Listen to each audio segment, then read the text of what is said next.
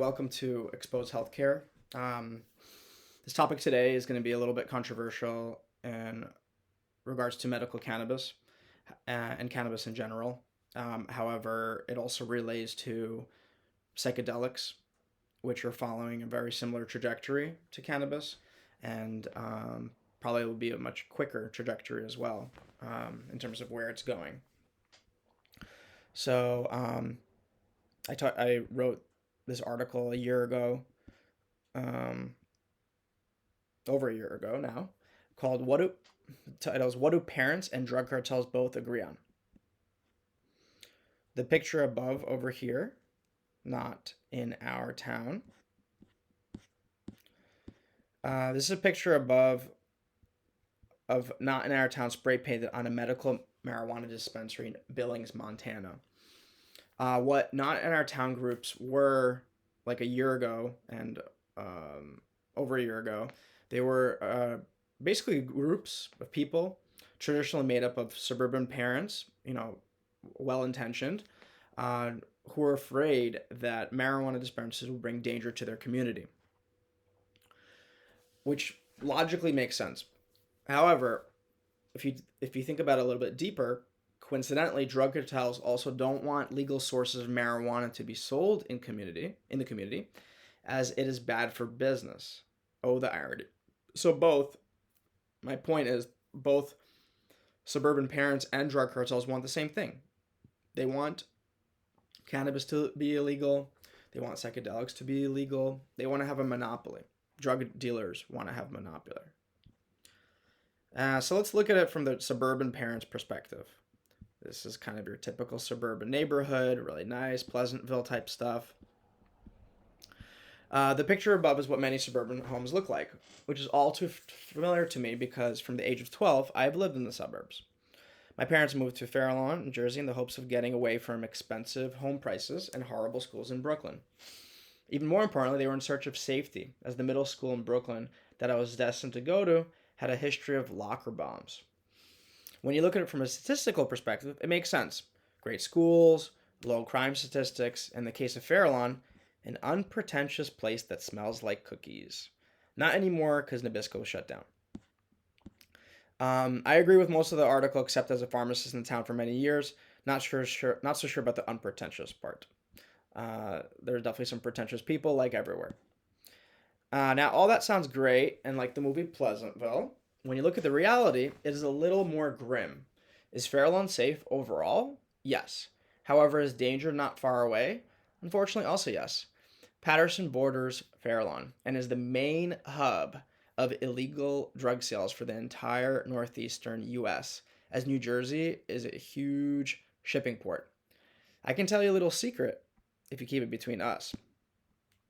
My classmates used to drive from the safety of Fairlawn to the danger of Paterson, a whopping 5-minute drive, and we used to pick up some of that grade A, affordable, and illegal marijuana, Schedule 1 narcotic, and smoke it themselves, and they have extra. Sell to the majority of my classmates who didn't have the courage to take that trip. So a lot of the people that I knew would do this. I never did this because I was too goody two shoes, but I knew a lot of people, including some of my friends, that would drive over, get some off the street, off some corner. Pretty typical. Now let's look at it from the drug cartel's perspective. Let's imagine you're a drug cartel or even a low level drug dealer in Paterson or Fairlawn. Would you want cannabis to be legalized? No. How would it affect your business? No bueno. Do you want competition with legal sources of cannabis? Hell no. And what does cannabis being illegal do for your business? No competition. No competition. Um, so this is a chart of drug seizures, value of drugs seized by U.S. Border Patrol. So let's first look at what happened to marijuana drug seizures from 2012 to 2018, which is a period of massive cannabis legalization across the states. Drug cartels, look at this drop. Like everything across the board. From 10 billion almost to just about 3 billion. That's total. Um, Now, and a lot of that came from marijuana. Look at marijuana. It went from 7.4 to zero point 0.8. Meanwhile, heroin didn't decrease. Methamphetamine didn't decrease. Fentanyl didn't decrease. And cocaine barely didn't decrease. It was pretty much all from marijuana, which is during the time of legalization. So drug cartels have suffered tremendously since legalization, since it's preferable to go to a dispensary compared to driving to a dangerous town and buying it illegally. It's actually possible some of the drug cartels are investing in the marijuana dispensaries, which is actually nice because it's this legal form of product being sold. People can they're uh, they're lab tested. They do lab testing, and they know you can trust that it's safe and it's not spiked with uh, fentanyl. Now, there's another chart: prevalence of past 30-day marijuana use among high school and middle school students in Colorado, United States. So let's see the statistics of how that translated to cannabis use among teenagers. Okay, so you're seeing over the years from 2003, 2005 ish to 2019. Also, like I said, during a period of time of a lot of legalization, and you're seeing usage. Look at this; it actually goes down in Colorado middle school students from 6% to 5%. High school students goes from 22 down to 20%. National high school students goes from 20. Pretty much stays, I mean, goes up a little bit and then goes back down. So it's like pretty much stable. Um, National youth, age 14 to 17, it did some weird thing. It went 14 to 10 to 14 to 15. Overall in the same ballpark. So now let's see the statistics of how that translated to cannabis usage among teenagers, since a logical concern would be that since it is legal and easy to get, then teenage usage should go up. Wrong. Look at that chart that I just showed you. Colorado's a state that for years has legal recreational cannabis, and yet for some reason utilization is down. Why? Well, if you're a parent or any reasonable human being who understands how human psychology works, you understand the power of telling someone they can't do something. This is especially powerful with very hormonal, risk taking teenagers who will find any way to rebel. The more you tell them no, the more they want it. If you're a parent, you know this all too well. So it's kind of like a balancing act. Here's another chart: association between cannabis laws and opioid overdose mortality. Number of years after cannabis legalization implementation keeps on going down. The more years go by, the more it goes down.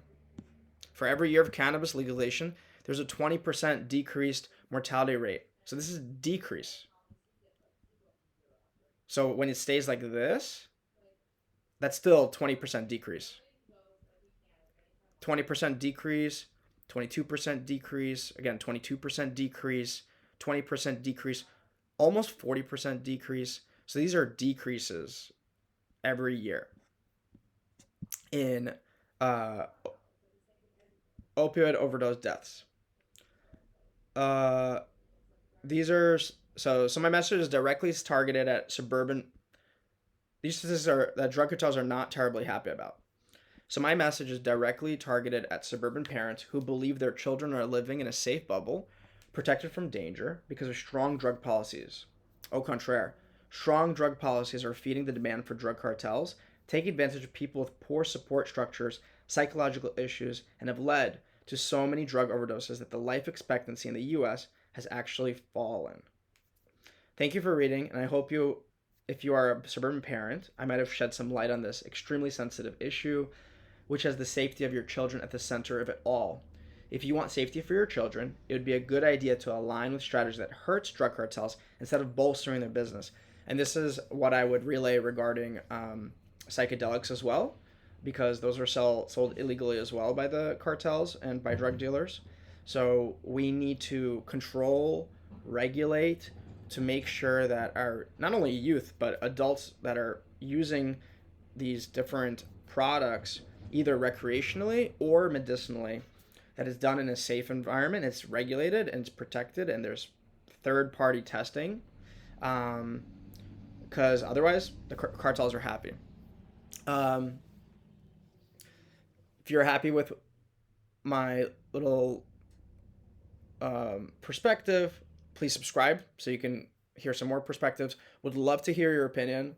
So please comment, and especially if you're contrarian, you disagree with this. But if you agree with this, feel free to say, "Yo, I agree with this." But would love to hear an alternative viewpoint. There is some data out of Portugal that is kind of mixed, where it kind of goes better, goes worse. So the data isn't 100% everywhere, but overall, it's definitely good. Yep. Thank you so much.